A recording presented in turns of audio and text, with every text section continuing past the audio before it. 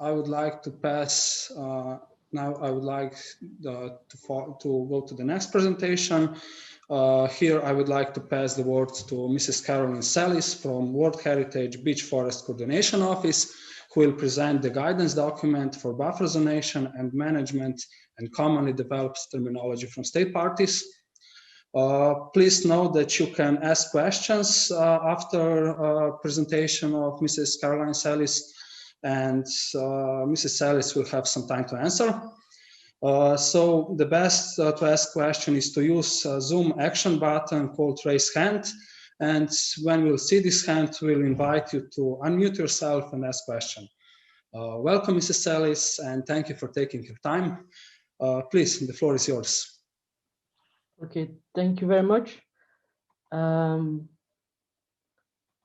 like every Zoom session, so I was just checking if you can see my screen and if the audio is fine. So I see Mika nodding, so that's fine. First of all, thank you for the invitation, and also thank you for organizing this nice workshop, because within the UNESCO network, we don't have always the time to really go to listen in depth on how the situation is in each country. So I think these 2 days is for all of us a good learning opportunity to know a lot of what's happening in all countries. I know all of you are experts. Yeah. Sorry. But maybe just give for those who are a bit out of the network. So there's this UNESCO World Heritage Series, which is a really long name, and it's in now we're in network in 12 countries, 78 component parts, and we're talking about 91,000 protected areas, and then 260,000 hectares on buffer zones. So that's I tried to do the math, and I think it's 10% of the surface of my own country, of Belgium. So that's I mean it's too big to imagine. And it started in 2007 with Ukraine and Slovakia, and then in 2011 Germany joined it, and they're celebrating their 10th anniversary in the 18th of April. I think there's a big party somewhere, if it's allowed with Corona. And then in 2017, there was another group of countries who joined. So that's all the green dots that are all the component parts who are member already.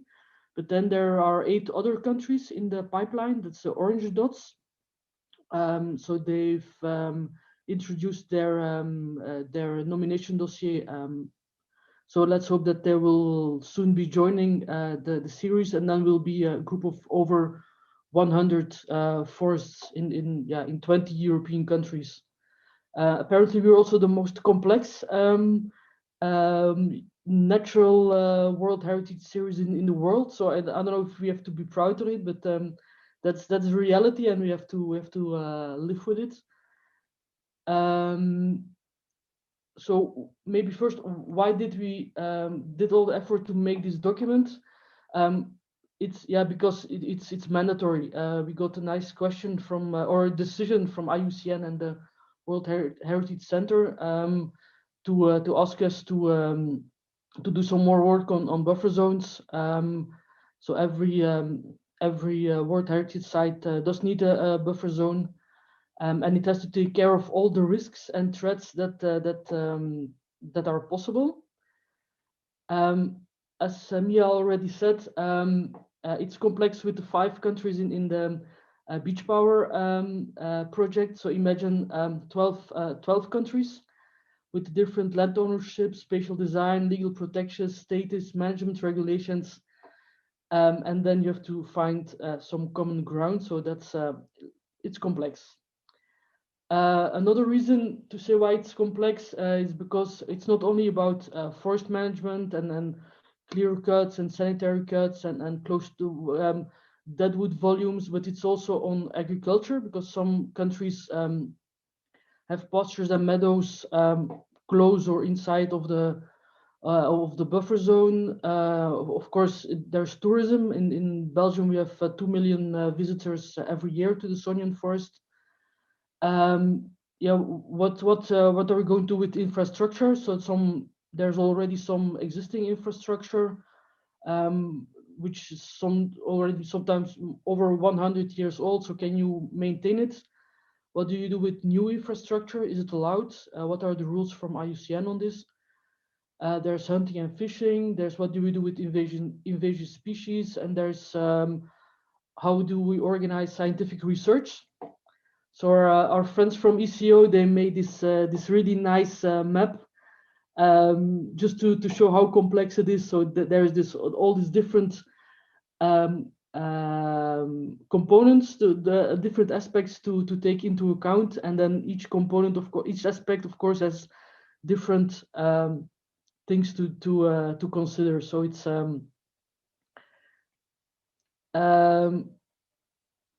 and yeah, I mean, I'm not going to go into the detail, but all the process started already in 2018. So this is all the work that has been done by our Austrian friends from ECO, and then in July Belgium took over, and so now we're on the next page of all the negotiations. So that's why I'm not going into detail of what are the of all the different aspects and what are how many habitat trees per hectare, because that's under negotiation right now at GMC level. So we're not going to open the discussion anymore, but I just want to give you an indication of the process. So it's almost 3 years now we're trying to work on it, and that's fine. It's complex, so let's take the time to find a solution that's good for everyone. But anyway, I hope we can reach a conclusion soon. But I think because 3 years, that's already long enough. Maybe just I know you're all experts, but so there's the property, so the component part, that's the area that's under strict protection, and that should be under non-intervention management. There's only one problem: there's no standard definition of it. So that's why we also foresee in this guidance document, also for the property, what's considered non-intervention management. Then there's of course the buffer zone. So I mean that seems logical, but the aim of the buffer zone is to protect the component part on the one hand, and on the other hand, it also has to serve of connectivity from with other protected areas. That's the official definition from IUCN. But then we realized that there are some countries with really huge buffer zones and some countries with smaller buffer zones. So I don't know who had the brilliant idea to split the buffer zones in two. So now we're working with a small, the name is horrible. It's protection buffer subzone. If you have to say 10 times really fast, then it's really a problem. But that's a small buffer zone just around the property, minimum height of 100 meters, and it's that should be really the most important layer of protection for the property. So there's no clear cutting, really, to make sure that there's no microclimate impacts on the property. And then there's the rest. There's the landscape protective sub-buffer zone. Probably now I'm making a mistake already. So that's the part, the second part. That's that buffer zone is going to make is going to buffer all the outside influences, like agriculture, industry, to make sure that it will never reach the property. And of course, in this buffer landscape conservation subzone, more things can be allowed because it's farther away from the component part. As Mia already said, we realized that we are working in 12 countries with 12 different languages, and also with 12 different historical backgrounds on forest management. So one problem was that we didn't understand each other. If we talk about clear cut or shelterwood cutting, in each language it's just meant something else. So we made they called the glossary, so a list of words that are used within this World Heritage Series. Of course, it's available for everyone, if you, for our friends from the Beach Power project. And I think that's already it's not. And of course, it's a common language. It's to create a joint understanding. Of course, the definitions used in all the legislations in each country might be a bit different, and probably they are different. But at least there's if we talk about, I don't know, shelter wood cutting in this context, this is what we mean, and then in your own country it can mean something else, or it can be a bit not nuanced, but not exactly the same. And just to give you an idea, but as I said, we're not going to go into detail. So we have a big table. This is only the part on agriculture, and so there are 3 columns. One is on the property, then is the protection buffer subzone, and then there's a landscape conservation buffer subzone. So as you see, and it goes from really protected to there's a bit more allowed. But then it goes on for 20 more pages, and no, maybe for 5 more pages. So I'm not going to show you, because this is now under negotiation, on the final negotiation with all GMC members, but just to give you an idea on the process. Yeah, that was my final slide. So if you have questions, feel free. Okay, if not, I will maybe start with one question. So which were the biggest issues or areas of conflict between the state parties which you had, and how are they resolved? They're not resolved yet. No, there is in April last year we made a list of the final questions, and there was one big group related around infrastructure. What is allowed? I mean, can you construct a new tourist facility inside of the landscape buffer zone, and that's one part. But that's the rules from IUCN are quite clear on it, so you always have to ask them for permission. So I think that's straightforward. One other big part was are it minimum standards? Is it mandatory? Is it not mandatory? And we know it's not mandatory, because it's I cannot make the law in 12 countries. But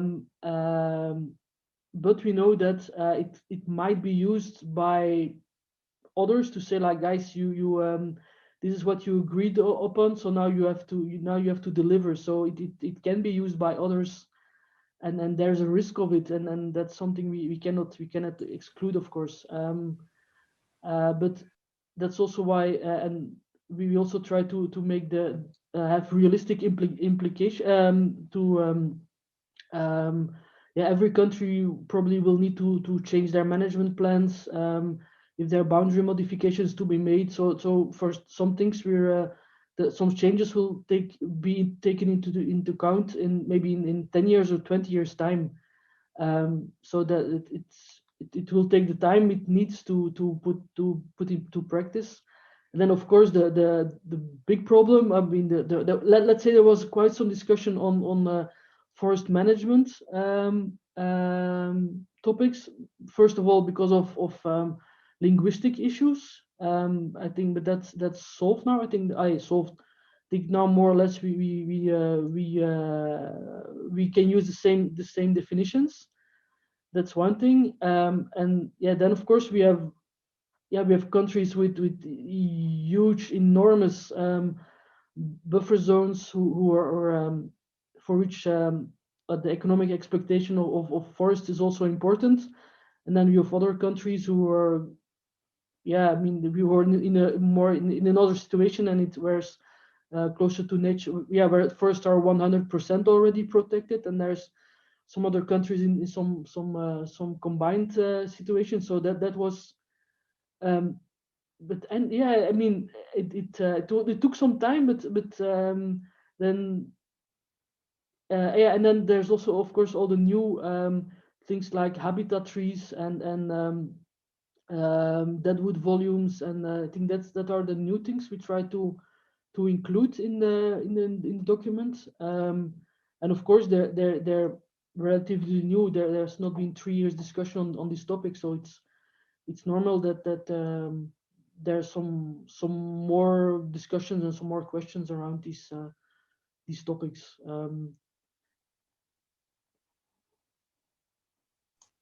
Thank you, Caroline. When you were talking about these vast buffer zone areas, and do you think that this subzoning is needed, or is just causing too much unique and difficult situations, which in the end leads to many compromises within the each state party and on the relation to coordination office and UNESCO? And because with lowering standards in order that all state parties can comply with them, this probably isn't the best solution for the protection of outstanding universal value and ecosystem integrity. Do you think it will be better that those state parties redefine and modify the size of their buffer zones? Yeah, but there are two aspects. Of course, there's the in the perfect world, or maybe my perfect world, we can protect of all forests and 100%, but that's not reality. There's also economic. I mean, okay, people also living from the forest. That's one thing, and the other thing is also there's the historical perspective to take into account. I think some countries were suddenly UNESCO World Heritage, and they didn't realize what might be the implications of this. And some thought like, yeah, nothing will change, so let's take huge buffer zones, so then we'll have more chance to get nominated. And I mean that seems that can seem logical way of thinking if you don't know all the implications, and suddenly there's like, I know, but now you're part of this World Heritage series, and now you're not allowed anymore to do this and this and this. So it's I think for some countries, if they knew now then what they know now, then maybe they will have opted for smaller buffer zones, and which might not be the best solution to protect the forest, of course. But so yeah, I think you're right, and we have to be careful that we strive for the maximum protection of the OUV. But anyway, there are also the reality of all different countries, and we have to find a compromise which is good enough for nature, but also which will not block all countries. Yeah, I agree. It's really a big challenge, especially because when the states parties decided for the size of buffer zone, they couldn't anticipate this situation. So yeah, it's really a complex situation. We also have a question from Marian Hustak via chat. Hi, Caroline. What is the difference between World Heritage property and protection buffer subzone? For me, it is the same. It's like a joke. Oi. But I don't. I mean, what the difference between what and what? The difference between World Heritage property, so the core area, and the protection buffer subzone.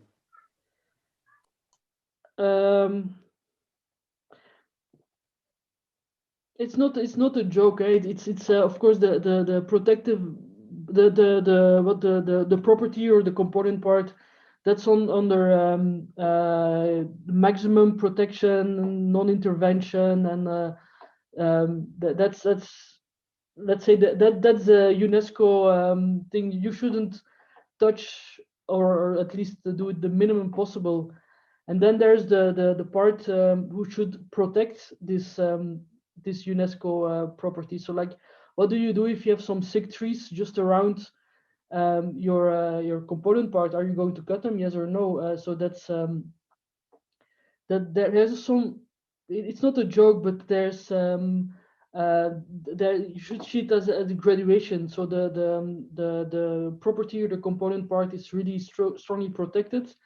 Then the more you go to the landscape buffer zone, you can release a bit, you can allow a bit more things. But it's yeah, I like your expression, but it's not a joke. But yeah, I cannot show the entire table. But for some things, there's some things that are allowed in the protective buffer subzone and which are not allowed in the property. I think I also saw a hand from Marcus, or was it just some mosquito?